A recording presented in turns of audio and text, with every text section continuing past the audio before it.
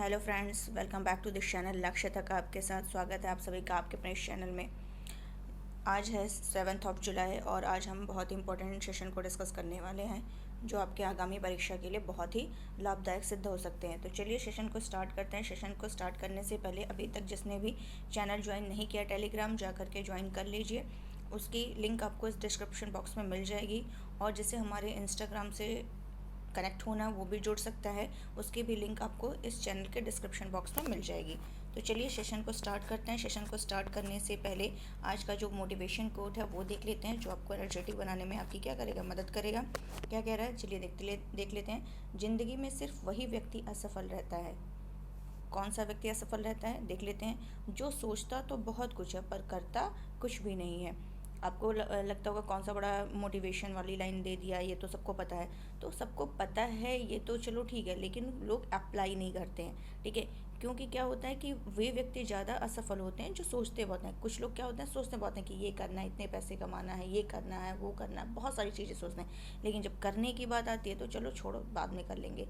क्या होता है, जैसे कुछ लोग सोचते हैं कि चलो कल से स्टार्ट करना है पढ़ाई, लेकिन जब अर्ली मॉर्निंग उठने का टाइम होता है तो क्या करते हैं, अरे चलो कल उठ जाएंगे, अभी क्या, अभी तो पूरा दो तीन क्या 5-6 महीने बचे, फिर आराम से तैयारी हो जाएगी। तो ऐसे करते करते जब वो 1 मंथ या 15 डेज आता है तब उनको टेंशन होने लगती है कि अब कैसे पढ़ाई करें। तो यही चीज़ अगर आप पहले सोच लीजिए तो फिर क्यों दिक्कत हो, ठीक है। तो उसको सोचने की बजाय क्या करो, उसको अप्लाई कर लो लाइफ में, उस पर वर्क कर लो। अगर वर्क कर लोगे तो फिर क्या होगा, आपके लिए बहुत ही जो चीज़ें होंगी बहुत ही आसान हो जाएंगी। और जब आसान हो जाएंगी तो आपको सफल होने से कोई रोक नहीं सकता है। तो चलिए स्टार्ट करते हैं और देख लेते हैं आज का इम्पोर्टेंट सेशन आपके लिए कितना इम्पोर्टेंट हो सकता है। फर्स्ट क्वेश्चन ये क्या कह रहा है, हाल ही में जारी, क्या जारी, NFSA, क्लियर है, NFSA। अब NAFSA क्या है, पहले तो इसका हम लोग फुल फॉर्म जानेंगे, लेकिन इससे पहले हम लोग क्वेश्चन पूरा कंप्लीट कर लेते हैं। क्या कह रहा है, हाल ही में जारी NFSA के लिए राज्य रैंकिंग सूचकांक 2022 सामान्य श्रेणी के राज्य में किस राज्य को शीर्ष स्थान पर रखा गया है। चलिए ठीक है, देख लिया क्वेश्चन। अब ये जानते हैं कि जो NFSA है इसका फुल फॉर्म क्या है। चलिए देख लेते हैं। N से नेशनल, F से फूड, S से सिक्योरिटी और A से क्या हो जाएगा, एक्ट हो जाएगा। National food security act. और ये एक्ट कौन सा है गाइस, 2013 अधिनियम के तहत क्या किया गया था कि कम कीमत पर क्या किया जाएगा, सभी को कितने में कम कीमत पर, 1 मिनट, कम कीमत पर कितना अनाज दिया जाएगा, 5 kg, 5 किलोग्राम खाद्यान्न उपलब्ध कराया जाएगा। ये इसका उद्देश्य था। किसका उद्देश्य था, नेशनल फूड सिक्योरिटी एक्ट 2013 का उद्देश्य यही था कि क्या किया जाएगा, 5 किलो खाद्यान्न उपलब्ध कराया जाएगा कम कीमत पर। तो ये आपको क्लियर हो गया होगा। और इसमें बताना क्या है कि सामान्य श्रेणी के राज्यों में किसको शीर्ष स्थान पर रखा गया, मतलब ये जिसने भी इस उद्देश्य को हासिल कर लिया है वो कौन है, वो है ओडिशा फर्स्ट पर है। और उत्तर प्रदेश राज्य जो है वो सेकंड, ये किस पर है, सेकंड पर है। उत्तर प्रदेश राज्य किस पर है, सेकंड पर है। ओडिशा आपका क्या है, फर्स्ट पर है। तो ध्यान रखिएगा दोनों गाइस, बहुत ही इंपॉर्टेंट है। उत्तर प्रदेश वाले जो एग्ज़ाम यूपी के जो एग्ज़ाम होंगे उसमें ये बहुत ही बहुत ही इंपॉर्टेंट है, जो पूछा जा सकता है। तो इसको स्टार बना करके इसको लिख लीजिएगा कि उत्तर प्रदेश सेकंड पर है, फर्स्ट पे ओडिशा है। और इसको जारी किसने किया है, तो जो हमारे वाणिज्य और खाद्य सुरक्षा मंत्री हैं पीयूष गोयल, उन्हीं के द्वारा ये जारी किया गया है। तो चलिए इतना आपको क्लियर फैक्ट हो गया होगा कि कहाँ पर कैसा क्वेश्चन आ सकता है। चलिए ठीक है, कुछ और हम लोग रिपोर्ट की बात कर लेते हैं। जैसे कि अभी 2-3 दिन पहले मैंने 4 या 5 जुलाई को मैंने डिस्कस किया था कि ease of doing business report जो अभी जारी किया गया है उसमें टॉप अचीवर्स की श्रेणी में कौन है टॉप पर। तो उसमें क्या बताया था मैंने, आंध्र प्रदेश बताया था। इसका रिवीजन मैंने एक बार और करा दिया आपको, ठीक है। तो अब ये क्वेश्चन आपको भूलेगा नहीं। और अगर ये पूछ ले कि राज्य ऊर्जा और जलवायु सूचकांक में शीर्ष राज्य कौन सा है, तो वो गुजरात है। तो ये भी आपको ध्यान रखना है, ये दोनों फैक्ट याद रखिएगा। चलते हैं अपने नेक्स्ट क्वेश्चन की तरफ, देख लेते हैं दूसरा क्वेश्चन क्या कह रहा है। चर्चा में रहा शब्द, कौन सा शब्द है? अग्रदूत। भारत में अब ये अग्रदूत है तो ये दे सकता है कि अग्रदूत है क्या, जो चर्चा में बना हुआ है। तो अग्रदूत क्या है? एक प्रकाशित होने वाला क्या है? समाचार पत्र है। तो ये पूछ रहा है यहाँ पर कि किस भाषा का है, तो किस भाषा का है? असम का है, तो वहाँ की जो भाषा असमिया उसी का ये है। क्लियर हो गया होगा। और अगर बात करें असम के सीएम की, तो वो कौन है? श्री हेमंत बिस्वा शर्मा है। क्लियर। अब यहाँ पर चलिए बस आपको इतना याद रखना कि अग्रदूत ये जो चर्चा में बना हुआ है क्या, तो असम का ये क्या है? एक समाचार पत्र है। क्लियर, असमिया भाषा में है। बस आपको ये देखना है। अगर चलिए अब हिस्ट्री में थोड़ा घुस जाते हैं हम लोग, थोड़ा सा, ज़्यादा बहुत डीप नहीं जाएंगे, नहीं तो लेक्चर लंबा हो जाएगा। ये बताइए, जो कि मतलब आयोग का बहुत ही फेवरेट क्वेश्चन एग्जाम में, हर एग्जाम में, छोटे मोटे एग्जाम में या बड़े एग्जाम में भी पूछ लिया जाता है ये क्वेश्चन स्टेटमेंट के थ्रू, कि ये बताइए कि वर्नाकुलर प्रेस एक्ट जो था वो पारित किसने किया था? वर्नाकुलर प्रेस एक्ट जो था, प्रेस एक्ट, इसको पारित किसने किया था? किस वायसराय के समय ये पारित हुआ था? तो लॉर्ड लिटन के समय। लॉर्ड लिटन के समय ये क्या हुआ था? एक्ट पारित हुआ था। और किस वायसराय के टाइम में के समय में ये रद्द कर दिया गया था? तो रिपन के टाइम इसको क्या कर दिया गया था? रद्द कर दिया गया था। ये तो क्लियर हो गया होगा। अगर ये पूछ ले क्वेश्चन कि भारतीय प्रेस का मुक्तिदाता किसे कहते हैं, तो किसे कहते हैं? ये भी इंपॉर्टेंट क्वेश्चन है। लॉर्ड मेटकॉफ को कहते हैं। लॉर्ड मेटकॉफ को कहते हैं क्या? भारतीय प्रेस का मुक्तिदाता। तो चलिए ये भी आपको क्लियर हो गया होगा। चलते अपने थर्ड क्वेश्चन की तरफ। क्या कह रहा है? 16 से 17 जून को आसियान देशों के विदेश मंत्रियों की बैठक की मेजबानी कौन सा देश करेगा? क्वेश्चन क्या है? फिर से इसको पढ़ते हैं कि 16 से 17 जून, मैंने कहा था ना जून के भी क्वेश्चन इसमें आ जाएंगे, क्योंकि हम लोगों ने जून में लेक्चर को डिस्कस नहीं किया था। ठीक है, तो मुझे जो क्वेश्चन इंपॉर्टेंट लगा बीच बीच में मैं यहाँ पे डाल दिया करूँगी। 16 से 17 जून को आसियान देशों के विदेश मंत्रियों की बैठक की मेजबानी कौन सा देश करेगा? तो वो कौन सा देश करेगा? उस टाइम तो करेगा, अब तो कर चुका है। तो भारत ने किया है। कौन किया है? भारत ने किया है। और ये कितने सदस्य देश हैं इसमें? 10 सदस्य देश हैं। कितने हैं? 10 सदस्य देश हैं। तो ये इसकी क्या किया है? ये 10 सदस्य देशों के समूह के साथ उसके संबंध की, उसके कितने वर्ष के संबंधों की वर्षगांठ मनाई है? 30 वर्ष की। 30 वर्ष की वर्षगांठ के अवसर पर यह आयोजित की जा रही है इस बार। और बैठक में आसियान के अन्य सदस्य देशों के जो विदेश मंत्री हैं वो और आसियान के महासचिव इसमें क्या है? हिस्सा लिए थे। और 2022 को देखा गया है, वर्ष 2022 जो है ये भारत और आसियान मित्रता वर्ष के रूप में निर्धारित किया गया है। 2022 जो है आसियान और भारत मित्रता वर्ष के रूप में, आसियान और भारत मित्रता वर्ष के रूप में निर्धारित किया गया है। इतना क्लियर हो गया होगा। और इसमें ये चलिए और भी कुछ डिस्कस करते हैं हम लोग। क्वेश्चन थोड़ा इसको डीप समझते हैं। ये आसियान ग्रुप आपको मैं दिखा दे रही हूँ मैप के थ्रू। ऐसे ये लोकेशन उसमें देखेंगे आप मैप में, तो सेम यही चीज़ वहाँ पर दिखेगा आपको। ठीक है, अगर दक्षिण पूर्व एशियाई राष्ट्र संघ की बात करें तो ये कैसा एक क्षेत्रीय समूह है जो क्या करता है? आर्थिक दृष्टि से, राजनीतिक दृष्टि से, सुरक्षा सहयोग की दृष्टि से ये क्या करता है? बढ़ावा देता है। अगर इसकी स्थापना की बात करें तो ये कब हुआ था? 1967 में हुआ था। एक मिनट, अगस्त 1967 में इसकी क्या हुई थी? स्थापना हुई थी। और स्थापना के समय जब स्थापना हुई थी अगस्त 1967 में, तो बैंकॉक थाईलैंड में आसियान के जो संस्थापक थे, जैसे कि Indonesia, Malaysia, Philippines, Singapore, Thailand, ये इन्हीं के द्वारा क्या किया गया था? जो आसियान घोषणा है यानी बैंकॉक घोषणा है, उस पर हस्ताक्षर के साथ इसकी क्या हुई थी? स्थापना हुई थी। और इसके जो सदस्य राज्य उनको अंग्रेजी नाम के अनुसार क्या किया जाता है? इसकी अध्यक्षता वार्षिक रूप से प्रदान की, मतलब हर साल इसके अंग्रेजी नाम के वर्णानुक्रम के आधार पर इसकी अध्यक्षता हर साल एक एक को दी जाती है। इतना आपको क्लियर हो गया होगा। अगर आसियान में अभी मैंने बताया था कि 10 सदस्य देश हैं इसमें, तो जैसे कि ब्रुनेई हो गया, कंबोडिया हो गया, मलेशिया हो गया, इंडोनेशिया हो गया, फिलीपींस हो गया, वियतनाम हो गया, लाओस हो गया, म्यांमार हो गया, थाईलैंड हो गया, सिंगापुर हो गया। क्लियर, ये 10 हैं इसमें। तो इन्हीं को एक क्या करता है? इन्हीं को एक ये जो सम्मेलन होता है इसमें ये एक मंच पर लाते हैं। क्लियर, तो ये आपको मैंने बता दिया है। चलते हैं आगे चलते। अगर ये कहा जाए कि भारत और आसियान दोनों का लक्ष्य क्या है, भारत और आसियान दोनों का लक्ष्य जो चीन की आक्रामक नीतियां हैं उनके विपरीत क्षेत्र में क्या करना, शांतिपूर्ण विकास के लिए सुरक्षा ढांचा स्थापित करना। उम्मीद है आपको ये क्वेश्चन एकदम क्लियर हो गया होगा। चलते हैं अपने नेक्स्ट क्वेश्चन की तरफ। क्या कह रहा है, महासभा नहीं है, संयुक्त राष्ट्र महासागर सम्मेलन 2022 का आयोजन हाल ही में कहाँ किया गया है। चलिए देख लेते हैं कहाँ किया गया है। लिस्बन में किया गया है।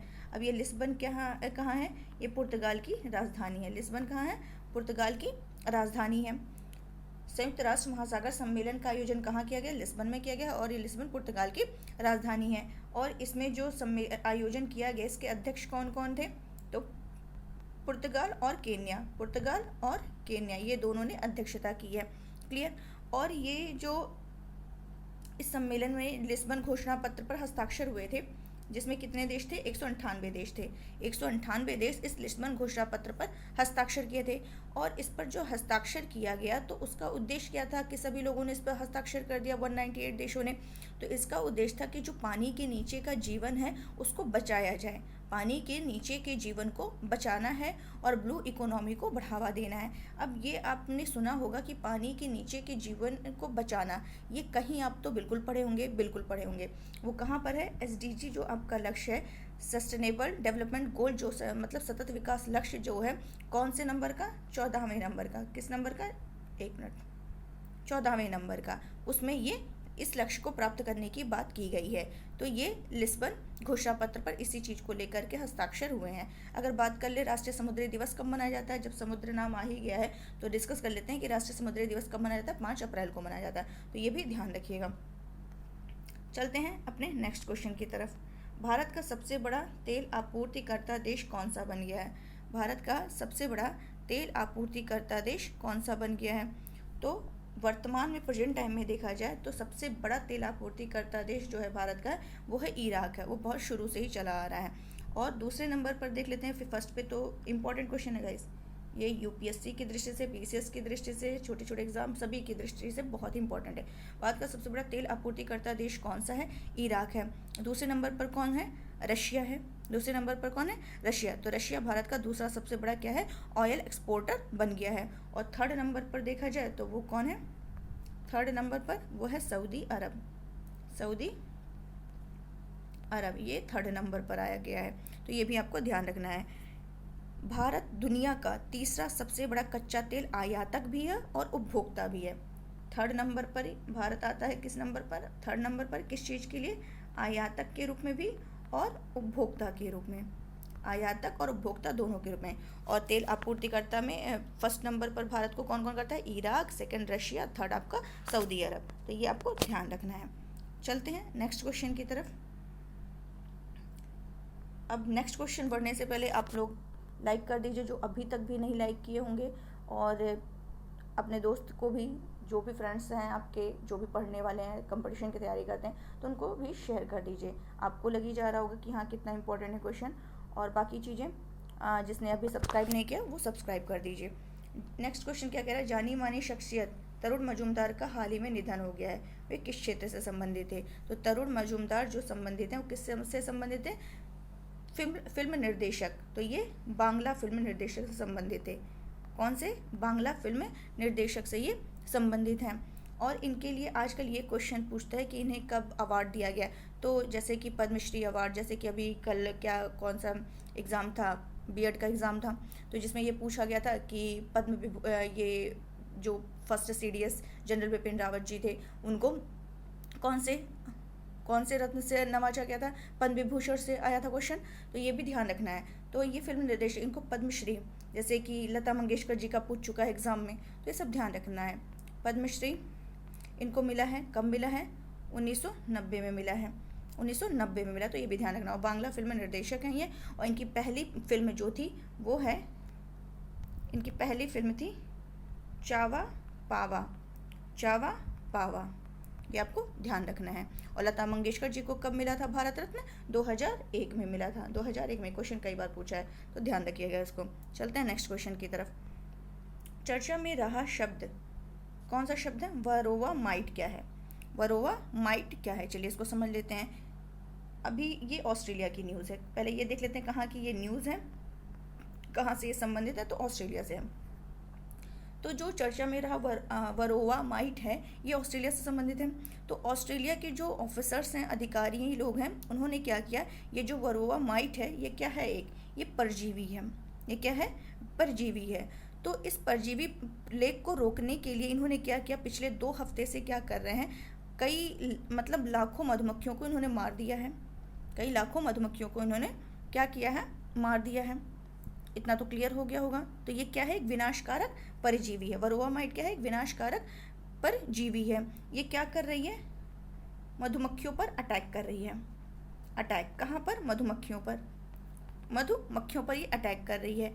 और ये जो है ये किससे फैल रहा है, मधुमक्खियों से ही फैल रहा है। और इसके प्रभाव को रोकने के लिए ही ऑस्ट्रेलिया के अधिकारियों ने इसको मधुमक्खियों को मारने का क्या कर दिया है, आदेश दिया है। तो मधुमक्खियों को मारने का निर्णय लिया क्यों गया, तो इसका निर्णय इसलिए लिया गया कि जो बादाम होता है, मैकाडामिया नट्स है, ब्लूबेरी है, इनसे सहित कई फसल के विकास पर क्या कर रहा है, इस पर प्रतिकूल प्रभाव पड़ सकता है। तो जो क्या करेगा, जो परागण के लिए मधुमक्खियों पर निर्भर है, परागण के लिए किस पर है, मधुमक्खियों पर निर्भर है। और मधुमक्खी जो है देखा जाए तो सबसे महत्वपूर्ण परागकणकों में से क्या है, एक है। मधुमक्खियाँ जो होती हैं वो महत्वपूर्ण परागणकों में से एक होती हैं, जो खाद्य सुरक्षा, टिकाऊ कृषि, जैव विविधता क्या करती हैं, सुनिश्चित करती हैं। तो इसका जो परजीवी कीट है, जो वरोवा माइट है, ये मधुमक्खियों को क्या करता है, संक्रमित कर रहा है। और जब संक्रमित करेगा तो ये क्या करते हैं, मधुमक्खी से मधुमक्खी तक फैलेंगे। और मधुमक्खी पालन का उपकरण जिसको रिमूव कोम्ब कहा जाता है, उसके माध्यम से ये पहुंच जाते हैं। तो ये जो छोटे छोटे कीट होते हैं, ये किस कलर के हैं, लाल भूरे रंग के होते हैं, जो मधुमक्खियों की पूरी कॉलोनी को खत्म करने में क्या है, सक्षम है। तो इस तरीके से आपको ये क्लियर हो गया होगा कि वरोवा माइट क्या है, ऑस्ट्रेलिया से संबंधित न्यूज है, इंपॉर्टेंट है, ध्यान रखिएगा। ऐसे क्वेश्चंस बहुत पूछे जाते हैं। चलते हैं 8वें नंबर का क्वेश्चन देख लेते हैं, थोड़ा सा बड़ा है। क्या कह रहा है यहाँ पे, पहले ये देख लेते हैं, इनमें से कौन सा सही नहीं है। अब यहाँ मैंने देख लिया, क्योंकि क्वेश्चन में पहले यही देखा जाता है कि यह क्या पूछा है, क्योंकि बहुत सारे बच्चे जल्दी पढ़ के कि सही है करके चले आते हैं। तो पहले हमें ये देखना चाहिए यहाँ क्या पूछा हुआ है, कौन सा सही नहीं है। चलते हैं देख लेते हैं, और क्या करना है, विचार ही करना है। चलिए विचार करते हैं। भारत देश ने वर्ष 2028 में अंतरिक्ष में एक सौर ऊर्जा संयंत्र शुरू करने की योजना प्रस्तुत की है। चलिए ठीक है, यह सौर ऊर्जा को माइक्रोवेव या लेजर में बदल देगा। अब यहाँ पूछा कौन सा सही नहीं है, तो सेकंड स्टेटमेंट सही है, फर्स्ट स्टेटमेंट रॉन्ग है। अब आप पूछेंगे क्यों फर्स्ट स्टेटमेंट रॉन्ग है, क्योंकि भारत देश ने वर्ष 2028 में अंतरिक्ष में एक सौर ऊर्जा संयंत्र शुरू करने की योजना प्रस्तुत की है। भारत ने नहीं, बल्कि किसने की है, चाइना ने की है। किसने की है, चाइना ने किया है। तो ये यहाँ पे भारत के होने के कारण ये स्टेटमेंट क्या हो जाएगा, गलत हो जाएगा। ये देखिए केवल ए गलत है, क्योंकि वहाँ चीन होना चाहिए। नेक्स्ट क्वेश्चन है, किसे दक्षिण सूडान में UN मिशन का नया सैन्य कमांडर नियुक्त किया गया है। तो किसे नियुक्त किया गया है, मोहन सुब्रमण्यम को नियुक्त किया गया है। किसे नियुक्त किया गया गाइस, मोहन सुब्रमण्यम को नियुक्त किया गया है। और किसने नियुक्त किया है इन्हें, किसने अपॉइंट किया है, तो एंटोनियो गुटेरस। किसने किया है, एंटोनियो गुटेरस। ये एंटोनियो गुटेरस जो है ये UN के क्या है, महासचिव है। UN के क्या है, महासचिव है, महासचिव। क्लियर, ये आपको ध्यान रखना। और ये जो दक्षिण सूडान है ये UNO का किस नंबर का, नवीनतम 193 नंबर का नवीनतम सदस्य देश है ये दक्षिण सूडान। तो ये भी आपको ध्यान रखना, यहाँ के महासचिव मोहन सुब्रमण्यम को बनाया गया है। क्लियर हो गया होगा। अच्छा हाँ, थोड़ा सा हम लोग जियोग्राफी में चलते हैं। क्यों चलते हैं, क्योंकि ये सूडान आया है यहाँ से मुझे याद आ गया है ये क्वेश्चन, तो मैं आपको बता ही दे रही हूँ। इम्पॉर्टेंट है कि जो ब्लू नील नदी होती है और जो वाइट नील नदी होती है, ब्लू नील नदी और वाइट नील नदी, वो क्या करती हैं, खार्तूम दर्रा है। कौन सा दर्रा है, खार्तूम दर्रा है। और खार्तूम दर्रा कहाँ पर, सूडान के पास है। ठीक है, तो ये खार्तूम दर्रे के पास, खार्तूम में ये जा करके क्या करती हैं, ये मिल जाती हैं। कौन सी नदी, ब्लू नील नदी, वाइट नील नदी। और जब यहाँ मिल जाती हैं तो वो क्या नदी कहलाती है, नील नदी कहलाती है। जब ये दोनों नदियाँ मिल जाती हैं तो क्या कहलाती है, नील नदी कहलाती है। और नील नदी को क्या कहा जाता है, नील नदी को मिस्र का वरदान कहा जाता है। क्या कहा जाता है, मिस्र का वरदान कहा जाता है। उम्मीद है ये सारे फैक्ट आपको बहुत ही अच्छे से क्लियर हो गए होंगे। चलिए आज का लास्ट क्वेश्चन है, देख लेते हैं कि क्या कह रहा है और इम्पॉर्टेंट भी है कि हाल ही में, एक मिनट, इसमें विचार करना और क्या बताना कौन से सही हैं। चलिए देख लेते हैं कौन से सही हैं। हाल ही में नमूना पंजीकरण प्रणाली SRS द्वारा जारी आंकड़ों के अनुसार 2015 से 19 के दौरान जन्म के समय, ये ध्यान रखिएगा बहुत इंपॉर्टेंट है क्वेश्चन, के अनुसार वर्ष 2015 से 19 के दौरान जन्म के समय भारत की जीवन प्रत्याशा 72.8 हो गई है। अब पता नहीं सही है कि गलत, मुझे नहीं पता। आगे चलते हैं, देख लेते हैं दूसरा स्टेटमेंट क्या कह रहा है। जन्म के समय जीवन प्रत्याशा और 1 वर्ष या 5 वर्ष में जीवन प्रत्याशा के बीच का अंतर मध्य प्रदेश और उत्तर प्रदेश जैसे राज्य में सबसे अधिक है। तो यहाँ पे कौन सा सही है, चलिए देख लेते हैं। तो यहाँ पर गाइस बी ऑप्शन सही है, फर्स्ट ऑप्शन गलत है। फर्स्ट ऑप्शन गलत है। क्यों गलत है? क्योंकि यहाँ पर जो जीवन प्रत्याशा दी गई है वो 72.8 नहीं है, तो कितनी है? तो यहाँ मैंने आंसर दे दिया 69, ये देखिए 69.7 है। तो कौन से सही है? केवल आपका बी ऑप्शन सही है और ए ऑप्शन गलत है। यहाँ पे क्या दिया था? 72. एक मिनट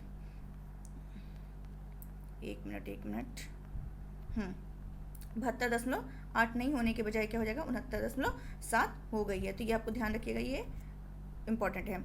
और इसमें जन्म के समय जीवन प्रत्याशा, जन्म के समय जीवन प्रत्याशा और 1 वर्ष या 5 वर्ष में जीवन प्रत्याशा के बीच का अंतर देखा जाए किस राज्य में सबसे अधिक है? MP और UP में। तो ये ध्यान रखिएगा, इम्पॉर्टेंट है। चलिए अब क्या करते हैं, फटाफट हम लोग रिवीजन कर लेते हैं कल के करंट अफेयर्स का। हाल ही में किसने मिस इंडिया वर्ल्ड 2022 का खिताब जीता? सिनी शेट्टी। अरविंद सक्सेना ने फाइनेंशियल के अध्यक्ष का पदभार ग्रहण किया है, तो कल ही बता दिया था, गलत है। टी राजा कुमार। FTF में कुल 70 सदस्य हैं, गलत। 39 सदस्य हैं, ये भी कल डिस्कस किया था, तो यहाँ पे दोनों गलत हैं। हाल ही में मलेशिया ओपन बैडमिंटन टूर्नामेंट 2022 में पुरुष एकल का खिताब किसने जीता है? विक्टर एक्सेलसेन ने जीता है। किसे अंतर्राष्ट्रीय भारतीय फिल्म अकादमी पुरस्कार में सर्वश्रेष्ठ अभिनेता का पुरस्कार दिया गया? विक्की कौशल को दिया गया है। भारतीय सेना ने कहां पर सीमा और तटीय सुरक्षा के पहलुओं पर सुरक्षा मंथन 2022 का आयोजन किया? जोधपुर। ऑपरेशन नारकोस का संबंध किससे है? ये RPF से है। कल ही मैंने कहा था कि ये गलत हो गया, RPF से है, RPF से। नेक्स्ट क्या, प्रतिवर्ष अंतर्राष्ट्रीय प्लास्टिक बैग मुक्त दिवस कब मनाया जाता है? 3 जुलाई को मनाया जाता है। जारी पर्यावरण प्रदर्शन सूचकांक 2022 में भारत को कौन सा स्थान मिला है? 180। अंतिम पायदान पर है भारत। किस राज्य में काई चटनी को भौगोलिक संकेत के लिए प्रस्तुत किया गया? ओडिशा। किस संस्थान ने परीक्षा संगम नाम से एक पोर्टल लॉन्च किया? CBSE। तो उम्मीद है गाइस ये आपको समझ आया होगा, बहुत ही अच्छे से क्लियर हो गया होगा।